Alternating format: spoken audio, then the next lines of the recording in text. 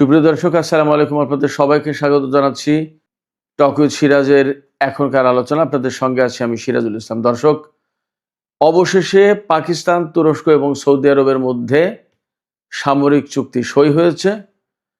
এই চুক্তি সই করার পর তুরস্ক বলেছে যে কোনো নির্দিষ্ট দেশকে লক্ষ্য করে এই সামরিক চুক্তি হয়নি, আর সৌদি আরব বলছে যে 3 দেশের মধ্যে নিরাপত্তা সহযোগিতাই হবে মূল লক্ষ্য। একই সাথে তুরস্ক জানিয়েছে ভবিষ্যতে আঞ্চলিক কোনো দেশ যদি এই জোটে যোগ দিতে চায় তারাও পারবে। সবচেয়ে বড় প্রশ্ন হয়ে দাঁড়িয়েছে, এই জোট মধ্যপ্রাচ্যে কী প্রভাব ফেলবে এবং দক্ষিণ এশিয়ায় কী ধরনের প্রভাব ফেলতে পারে, কারণ পাকিস্তান এই জোটে আছে। ভারত এই ব্যাপারে কি বলছে, এটি একটা গুরুত্বপূর্ণ বিষয়। আর এই চুক্তি এখন জরুরি হয়ে পড়ল কেন? 3 দেশ যে চুক্তি করলো, তাহলে কি আমেরিকা এই মধ্যপ্রাচ্য অঞ্চলে যেভাবে নিরাপত্তা দিয়ে আসছিল সেই নিরাপত্তা কি এখন তারা দিতে পারছে না, অথবা আমেরিকার নিরাপত্তা ব্যবস্থার উপরে কি বিশেষ করে সৌদি আরবের আস্থা নেই? সুপ্রিয় দর্শক, এই প্রশ্নগুলো সামনে রেখেই আমরা আজকের ভিডিওতে আলোচনা করব। আশা করি শেষ পর্যন্ত আপনারা সবাই সঙ্গে থাকবেন, আর ভিডিও ভালো লাগলে লাইক, কমেন্ট, শেয়ার করবেন এবং চ্যানেলটি সাবস্ক্রাইব করে সাথেই থাকবেন। দর্শক, চলুন বিস্তারিত আলোচনায় যাই। বিস্তারিত আলোচনার শুরুতে কি একটা তথ্য দিয়ে দিই আপনাদেরকে। সেটি হচ্ছে যে চুক্তি হলো, এই 3 দেশের আসলে সামরিক সক্ষমতা কত, তারা যে চুক্তি করলো, তারা চুক্তি করে কতদূর কি করতে পারবে। এই চুক্তির খুব গুরুত্বপূর্ণ একটা ক্লজ আছে, কথা আছে, একদম ঠিক নেটো জোটের যে আর্টিকেল 5, নেটো জোটের আর্টিকেল 5-এ বলা হয়েছে, যদি এই জোটভুক্ত দেশের কোনো একটি দেশ আক্রান্ত হয় বা কোনো একটি দেশ হামলার শিকার হয়, তাহলে জোটের যত সদস্য তারা প্রত্যেকে মনে করবে যে আমাদের উপর হামলা হয়েছে এবং সবাই একসাথে আক্রমণকারী বা হামলাকারী দেশের বিরুদ্ধে যুদ্ধ করবে। এই যে সৌদি আরব, পাকিস্তান এবং তুরস্কের মধ্যে যে চুক্তি হলো, এই চুক্তির একটা ক্লজ আছে ঠিক একই রকমের, যে একটি দেশ আক্রান্ত হলে বাকি 2 দেশও মনে করবে যে তারাও আক্রান্ত হয়েছে, হামলার শিকার হয়েছে, তারা যুদ্ধ করবে। তাহলে মধ্যপ্রাচ্যের যে চলমান পরিস্থিতি, এই ব্যাপারে এই জোট কি করবে এবং কি হবে জোটের ভূমিকা, সেটা কিন্তু একটা বড় প্রশ্ন। তো যে কথা বলছিলাম আমি শুরুতে, এই জোটের সামগ্রিক শক্তি 3 দেশ যে মিলল, তাতে শক্তির মাত্রাটা কি হলো, সেই শক্তির একটা ফিরিস্তি আমি আপনাদেরকে দিই, তালিকা দিই, তারপরে বাকি আলোচনায় যায়। সর্বপ্রথম কথা হচ্ছে, এই জোটের অন্যতম প্রধান সদস্য দেশ তুরস্ক। তুরস্ক হচ্ছে নেটো জোটের একমাত্র মুসলিম সদস্য দেশ এবং নেটো জোটের সদস্য হওয়ার কারণে নেটো জোটের বিভিন্ন ধরনের সামরিক সরঞ্জাম, প্রশিক্ষণ, মহড়া, এগুলোর অভিজ্ঞতা তুরস্কের আছে। প্লাস তুরস্ক হচ্ছে নেটো জোটের অন্যতম বৃহত্তম সামরিক বাহিনীর অধিকারী। এই 2 দেশের মোট ভৌগোলিক যে সীমানা, এই 3 দেশের যে সীমানা, পাকিস্তান, তুরস্ক এবং সৌদি আরব, 3 দেশের যে আয়তন, তাতে 40 লাখ বর্গ কিলোমিটার। এই 3 দেশের হাতে রয়েছে 20 লাখ সামরিক বাহিনীর সদস্য, 7,000 ট্যাঙ্ক, 1,000 যুদ্ধ বিমান, 90,000 আর্মোর্ড ভেহিকেল, 170টি পারমাণবিক বোমার অধিকারী। বলা হচ্ছে সৌদি আরব এবং তুরস্ক খুব শিগগিরই F-35 যুদ্ধ বিমান পাবে। এছাড়া সৌদি আরব G20 সদস্য, ওপেকের চেয়ারম্যান হচ্ছে সৌদি আরব। এরপরে 3 দেশের যে সম্মিলিত অর্থনীতি, তার পরিমাণ হচ্ছে $3 ট্রিলিয়ন জিডিপি 3 দেশের। তো সবকিছু মিলে নিশ্চয়ই মধ্যপ্রাচ্যে এটি একটা বড়, শক্তিশালী, সম্পদশালী সামরিক বাহিনীর দিক দিয়ে, সংখ্যার দিক দিয়ে সবকিছু মিলে একটা শক্তিশালী জোট বটে। প্রশ্ন হচ্ছে, এই জোট এখন কেন দরকার হলো? মধ্যপ্রাচ্যের যুদ্ধ চলছে, আমেরিকা ইরান যুদ্ধ, তার সাথে কুয়েত, বাহরাইন, সৌদি আরব, কাতার, সংযুক্ত আরব আমিরাত, জর্দান, ইসরায়েল, অনেকগুলো দেশের একটা সম্পর্ক আছে কোনো না কোনোভাবে। ইরাক এবং ইয়েমেনও এই যুদ্ধের সাথে কোনো না কোনোভাবে জড়িত। লেবাননের যে প্রতিরোধকামী সংগঠন হিজবুল্লাহ, তারাও জড়িত। সেক্ষেত্রে এই সময় এই জোট কেন গঠন হলো, সেটা কিন্তু একটা বড় প্রশ্ন। সবচেয়ে বড় যে প্রশ্ন তোলা হচ্ছে সেটি হচ্ছে যে এই যুদ্ধের ভেতরে এই জোট গঠন করা হলো, তাহলে সৌদি আরব বিশেষ করে আমেরিকার নিরাপত্তা ব্যবস্থার উপর কি ভরসা করতে পারছে না? অথবা আমেরিকা কি মধ্যপ্রাচ্যের দেশগুলোকে, বিশেষ করে সৌদি আরবকে কি নিরাপত্তা দিতে পারছে না? এটা কিন্তু একটা গুরুত্বপূর্ণ প্রশ্ন। এই প্রশ্নটাই সবচেয়ে বড় হয়ে দেখা দিচ্ছে। তাহলে যদি আমেরিকা না পারে, তাহলে সেই জায়গাটা দখল করলো কি পাকিস্তান এবং তুরস্ক কিনা? নাকি এই যুদ্ধের পরে যেহেতু ইরান একটা বৃহৎ বড় শক্তি, আঞ্চলিক পরাশক্তি হিসেবে আবির্ভূত হতে যাচ্ছে, সেই শক্তির সাথে ভারসাম্য করার জন্য সৌদি আরব, তুরস্ক এবং পাকিস্তান তারা একটা জোট করলো। সৌদি আরব এই পলিটিক্সটা করলো কিনা, আমেরিকা সৌদি আরবকে দিয়ে এই কাজটা করালো কিনা, সেটা একটা প্রশ্ন। একই সাথে প্রশ্ন হচ্ছে যে এই সময় সৌদি আরবের সাথে ইয়েমেনের কিন্তু একটা সংঘর্ষ চলছে। গত 12 বছর ধরে এই সংঘাত চলে আসছে। এখন সাম্প্রতিক দিনে কিন্তু ইয়েমেনের সাথে সৌদি আরবের সরাসরি যুদ্ধ হচ্ছে মাঝে মাঝে। এই জায়গায় ইয়েমেন যদি সৌদি আরবে হামলা চালায়, প্রায় সময় তো হামলা চালাচ্ছে, সৌদি জাহাজে হামলা চালাচ্ছে, সৌদি আরব থেকে এখন আমেরিকায় টোটালি তেল জিরো পজিশনে যাচ্ছে, একদম যাওয়া বন্ধ হয়ে গেছে, হরমুজ প্রণালী বন্ধ এবং লোহিত সাগর বন্ধ হওয়ার কারণে। তাহলে পরিস্থিতিটা কি দাঁড়ালো? সৌদি আরবের সাথে যখন ইয়েমেনের যুদ্ধ চলছে, তাহলে কি তুরস্ক এবং পাকিস্তান ইয়েমেনের বিরুদ্ধে যুদ্ধে জড়িয়ে যাবে? কি দাঁড়াবে পরিস্থিতি? এটা কিন্তু একটা বড় প্রশ্ন। এছাড়া আঞ্চলিক ক্ষেত্রে যে প্রভাব পড়তে পারে সেটা হচ্ছে যে এই জোট যেহেতু তিনটাই সুন্নি দেশ, তাহলে এই তিনটা দেশ কি ইরানের বিরুদ্ধে আলটিমেটলি কখনো দাঁড়াবে কিনা, সেটা একটা প্রশ্ন। আবার আর একটা প্রশ্ন হচ্ছে তুরস্কের সাথে কাতারের সম্পর্ক আছে। আবার কাতারের সাথে সৌদি আরবের সম্পর্ক কিন্তু অত ভালো না। আপনারা সবাই জানেন যে 2017 সালে কাতারের উপরে কিন্তু সৌদি আরব, বাহরাইন, সংযুক্ত আরব আমিরাত এবং মিশর অবরোধ আরোপ করেছিল কাতারের উপরে। তার নেতৃত্ব দিয়েছিল সৌদি আরব। সেই সৌদি আরবের সাথে তুরস্কের চুক্তি হচ্ছে এই যে ত্রিপক্ষীয় চুক্তি, অথচ কাতার কিন্তু তুরস্কের খুবই ঘনিষ্ঠ মিত্র। আবার সেই সময় কাতার ইরানের খুব ঘনিষ্ঠ মিত্র ছিল। কাতারে কিন্তু তুরস্কের সামরিক বাহিনীর ঘাঁটি আছে। আবার সাংবাদিক জামাল খাশোগিকে হত্যার ব্যাপারে তুরস্কে সৌদি কনসুলেটে এই ঘটনা ঘটেছিল, জামাল খাশোগিকে হত্যা করা হয়েছিল। এবং যেহেতু তুরস্কে হয়েছিল, সেই সময় কিন্তু তুরস্কের সাথে সৌদি আরবের প্রচণ্ড রকমের খারাপ সম্পর্ক ছিল, প্রচণ্ড রকমের সম্পর্ক খারাপ হয়েছিল। সেই সম্পর্ক ওভারকাম করে এখন তুরস্ক, সৌদি আরব এবং পাকিস্তান এই যে জোট করছে, আসলে কেন, ব্যাপারটা কি? এত তিক্ততা বাদ রেখে এখন নতুন করে চুক্তির কারণ কি, জোটের কারণ কি? অনেকগুলো প্রশ্ন আছে। এবার সে শুধু সৌদি আরব নিরাপত্তার অভাব বোধ করছে এমনটি তো নয়। বাহরাইন থেকে, কাতার থেকে, কুয়েত থেকে, বিভিন্ন জায়গা থেকে কিন্তু এরই মধ্যে আমেরিকা যুদ্ধ বিমান, সেনা অনেক কিছু প্রত্যাহার করেছে। তাহলে সেই সমস্ত দেশের কি হবে?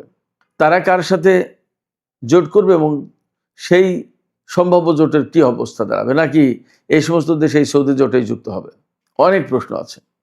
পাকিস্তান, তুরস্ক, সৌদি আরব সবাই বলছে যে সুনির্দিষ্ট কোনো দেশকে লক্ষ্য করে না, তবে এখানে পাকিস্তানের সবচেয়ে বেশি দায়িত্ব।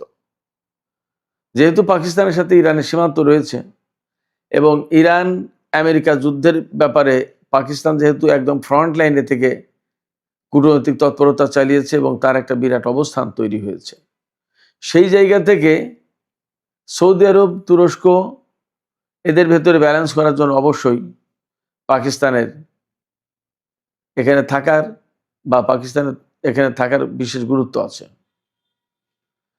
এই জোটে পাকিস্তানের থাকার একটা বিশেষ গুরুত্ব বহন করে। এপাশে সোমালিয়াকে কেন্দ্র করে পাকিস্তান এবং তুরস্কের অবস্থান আছে। তাহলে সামগ্রিকভাবে মধ্যপ্রাচ্যে এটি কি ইসরায়েলের বিরুদ্ধে কোনো জোট হলো, নাকি ভারতের বিরুদ্ধেও জোট হলো, নাকি ইরানের বিরুদ্ধে জোট হলো, নাকি আসলে কি হবে? এটা কিন্তু অনেক প্রশ্ন। তবে ভারত বলেছে যে তারা গভীরভাবে পর্যবেক্ষণ করছে এই জোটের ব্যাপারটা। অবশ্য ভারতের কেউ কেউ এরই মধ্যে প্রতিক্রিয়া ব্যক্ত করে বলেছে যে বোকা নরেন্দ্র মোদী সরকার ইরান আমেরিকা ইসরায়েল যুদ্ধে ইসরায়েলকে সমর্থন করতে গিয়ে বা ইসরায়েলের পক্ষ নেয়ার কারণে এখন মধ্যপ্রাচ্যে বিরাট একটা বড় জোট, যারা আলটিমেটলি ভারতের বিরুদ্ধে অবস্থান নেবে, ভারতের বিরুদ্ধে কাজ করবে। কারণ তুরস্ক এবং পাকিস্তান দুই দেশের সাথেই ভারতের সম্পর্ক ভালো না। সেক্ষেত্রে এই জোট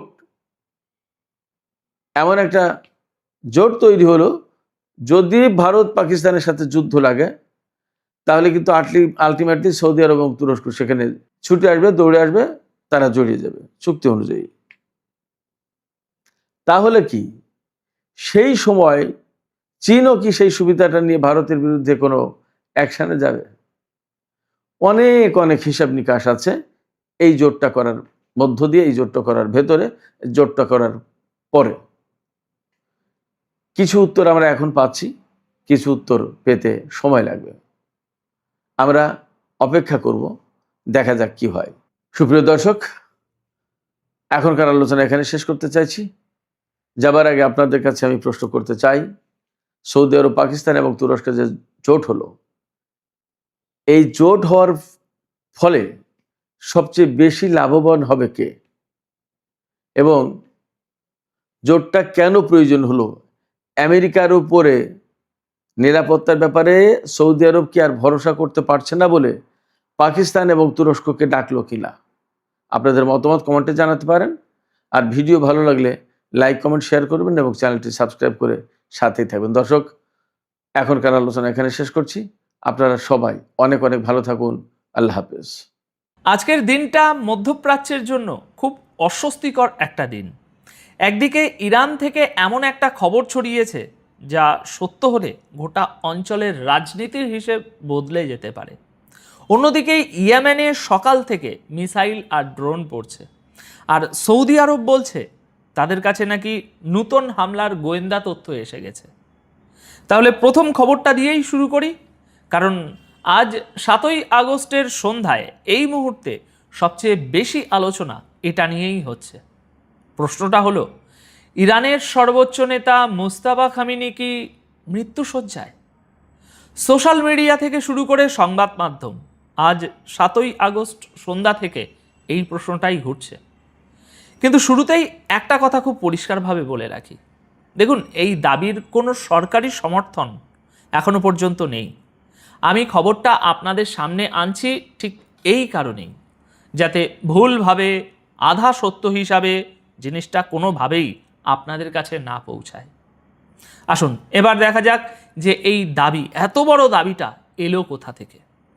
দেখুন, এই দাবি সবার আগে করেছে ইরান ইন্টারন্যাশনাল, আর এটা এমন একটা সংবাদ মাধ্যম যাকে ইরান সরকারের কট্টর বিরোধী বলে ধরা হয়। অর্থাৎ খবরের যে উৎস সেটা 100% নিরপেক্ষ নয়, এটা মাথায় রাখতে হবে। তাদের প্রতিবেদন প্রকাশের পর ইসরায়েলি সংবাদ মাধ্যম, আরব দুনিয়ার নানা সংবাদ মাধ্যম এবং আরও অনেক প্ল্যাটফর্ম সেই রিপোর্টের বরাত দিয়ে খবর ছাপতে শুরু করে। রিপোর্টে কি বলা হয়েছে? বলা হয়েছে দুজন ব্যক্তির বরাত দিয়ে এই দাবি করা হচ্ছে, যাদের প্রেসিডেন্ট মাসুদ পেজিশিয়ান সরকারের ঘনিষ্ঠ বলে বর্ণনা করা হয়েছে। তাদের বক্তব্য অনুযায়ী মুস্তাফা খামেনির শারীরিক অবস্থা আশঙ্কাজনক এবং যে কোনো সময় তার মৃত্যু হতে পারে। এই প্রতিবেদনে আরও বলা হয়েছে ইরানের প্রশাসনের ভিতরেও এই বিষয়টা নিয়ে একটা তীব্র গুজব দ্রুত ছড়াচ্ছে, কিন্তু ইরানের তরফ থেকে এখনো পর্যন্ত এই দাবি নিয়ে কিছুই বলা হয়নি। না স্বীকার না অস্বীকার, পুরো নীরবতা। এখন প্রশ্ন হচ্ছে, এই ধরনের খবরকে কতটা গুরুত্ব দেওয়া উচিত? একটা দিক হলো, ইরান অতীতেও তাদের বেশ কয়েকজন বড় নেতার নিহত হওয়ার পর কয়েকদিন পর্যন্ত সেই মৃত্যুর কথা অস্বীকার করে গেছে। সেই অভিজ্ঞতার কারণেই এই ধরনের খবর পুরোপুরি উড়িয়ে দেওয়া যায় না। আর ঠিক এই কারণেই এমন গুজব বেশি বেশি হাওয়া পায়। কিন্তু এই খবর বিশ্বাস করে বসাও উচিত নয়, কারণ বিষয়টি একজন অত্যন্ত বড় মাপের ব্যক্তিত্বকে নিয়ে। আর এই ধরনের দাবি অতীতে বহুবার মিথ্যা প্রমাণিত হয়েছে। সত্যটা কি সেটা জানা যাবে তখনই যখন ইরানের তরফ থেকে সরকারি বিবৃতি আসবে। ততক্ষণ পর্যন্ত এটাকে একটা বড় গুজব হিসাবেই দেখা উচিত। দেখুন, এখানে বিষয়টা আরেকটু ভালোভাবে বুঝে নেওয়া দরকার। এই ধরনের গুজব ছড়ানোর পিছনে কিন্তু উদ্দেশ্য থাকতেও পারে। যেমন খামেনির মৃত্যুর যে গুজব, সেটা ছড়িয়ে ইরানের ভিতরে একটা বিভাজন তৈরি করা, কিংবা মুস্তাফা খামেনিকে উস্কে দিয়ে প্রকাশ্যে নিয়ে আসা, যাতে তাকে নিশানা করা সহজ হয়। এগুলো নিশ্চিত তথ্য নয়, সম্ভাবনা মাত্র। কিন্তু সম্ভাবনাগুলো একেবারে অযৌক্তিকও নয়। আর মনে রাখবেন, একজন বড় ব্যক্তিত্বকে নিয়ে যখন গুজব ওড়ে, তখন সেই গুজবই খবর হয়ে যায়। আবার অনেক সময় খবরও গুজব হয়ে দাঁড়ায়। তাই এই খবরকে উপেক্ষা করা যাচ্ছে না। আজ 7ই আগস্ট দুনিয়ার বড় বড় সংবাদ মাধ্যম ইরান ইন্টারন্যাশনালের এই রিপোর্টটাকেই ভিত্তি বানিয়ে নিজেদের পাতা সাজাচ্ছে। আর এই গোটা রহস্যের পেছনে আরেকটা বড় কারণ আছে। মুস্তাফা খামেনি আজ পর্যন্ত কিন্তু প্রকাশ্যে আসেননি। তার সঙ্গে ঠিক কী ঘটেছিল, তিনি বর্তমানে কিরকম আছেন, কতটা আহত হয়েছিলেন, তা কেউ জানে না। সর্বোচ্চ নেতা হওয়ার পর থেকে তাকে কেউ দেখেনি। যখন একজন দেশের সর্বোচ্চ ক্ষমতাধর মানুষকেই কেউ দেখতে পান না, তখন তাকে ঘিরে এরকম গুজব বারবার উঠতেই থাকে। আচ্ছা, এবার আসা যাক আজকের দ্বিতীয় বড় খবরে, যেটা ইয়েমেন থেকে আসছে। হুতিরা ঘোষণা দিয়েছে তাদের হামলা আর থামবে না। ইয়েমেনের সরকারি বাহিনীকে তারা সরাসরি হুমকি দিয়েছে। আজ 7ই আগস্ট সকালেই আমি আপনাদের প্রতিবেদন দিয়েছি। সকাল থেকেই ইয়েমেনের মারিব প্রদেশে ব্যালিস্টিক মিসাইল আর ড্রোন পড়ছে। হুতিদের বক্তব্য, এই হামলা সামনে আরও তীব্র হবে। প্রতিবেদন অনুযায়ী আজ সকাল থেকে এই দুই প্রদেশে অন্তত 12টি মিসাইল হামলার খবর এসেছে। এই দুটি প্রদেশ কেন গুরুত্বপূর্ণ? কারণ এই মারিব এবং আরেকটি প্রদেশ, এই দুটি প্রদেশ হলো ইয়েমেনের আন্তর্জাতিকভাবে স্বীকৃত সরকারের সবচেয়ে বড় ঘাঁটি। অর্থাৎ যে পুরনো সরকারকে দুনিয়া বৈধ বলে মনে করে, তাদের এলাকায় হচ্ছে হামলা। হুতিদের মুখপাত্র বলছেন, এই হামলা তাদের বিরুদ্ধে, যাদের তারা সৌদি আরবের সহযোগী বা এজেন্ট বলে বর্ণনা করেন। তাদের অভিযোগ, ইয়েমেনের সরকারি বাহিনী সৌদি আরবের সঙ্গে মিলে হুতি নিয়ন্ত্রিত এলাকার উপর বড় ধরনের স্থল অভিযানের প্রস্তুতি নিচ্ছে। মানে হুতিরা বলতে চাইছে, সেই স্থল অভিযান ঠেকাতেই তারা আগেভাগে হামলা চালাচ্ছে। অন্যদিকে ইয়েমেনের স্বীকৃত সরকার পরিষ্কার বলে দিয়েছে, এই যুদ্ধ তখনই শেষ হবে যখন সানায় বসে থাকা হুতি প্রশাসন অস্ত্র, ক্ষমতা এবং নিয়ন্ত্রণ ছেড়ে দেবে। অর্থাৎ দুই পক্ষের বিবৃতিই বলছে, এই মুহূর্তে কেউ এক পাও পিছোতে রাজি নয়। আর সেই কারণেই ইয়েমেনের এই যুদ্ধ সামনের দিনগুলোতে আরও ভয়ঙ্কর হয়ে উঠতে পারে। কিন্তু এখানেই বিষয়টা শেষ হচ্ছে না দর্শক বন্ধুরা। আজ 7ই আগস্ট হুতিদের মিসাইল ইয়েমেন সরকারের নিয়ন্ত্রিত এলাকাগুলোতে মাটিতে পড়ে এত বড় বড় গর্ত তৈরি করেছে যে সেখানকার ছবিগুলোই নিজের কথা বলছে। এডেন থেকে পরিচালিত ইয়েমেন সরকারের সংবাদ মাধ্যম এখন দাবি করছে যে হুতিরা এবার ঘর ছাড়া মানুষদেরও নিশানা বানাতে শুরু করেছে। প্রতিবেদন অনুযায়ী আজ শুক্রবার হুতিরা মারিব শহরের উত্তরে থাকা আল মিল ক্যাম্পে মিসাইল হামলা চালায়। এই ক্যাম্পে বহু ইয়েমনি আশ্রয় নিয়ে আছেন, যারা গৃহযুদ্ধে ঘর ছাড়া হয়েছেন। বলা হচ্ছে, হামলার পর ক্যাম্পের আশেপাশে মাটিতে বড় বড় গর্ত তৈরি হয়েছে। বেশ কয়েকটা তাঁবু ও অন্যান্য জিনিসপত্র ক্ষতিগ্রস্ত হয়েছে। প্রাণহানির পূর্ণাঙ্গ কোনো হিসেব এখনও সামনে আসেনি। স্বীকৃত সরকারের বক্তব্য, হুতিরা এখন সাধারণ ইয়ামনি জনবসতি এবং ত্রাণ শিবিরকেও নিশানা করছে। আচ্ছা, এবার শুনুন হুতিদের দিকের বক্তব্য।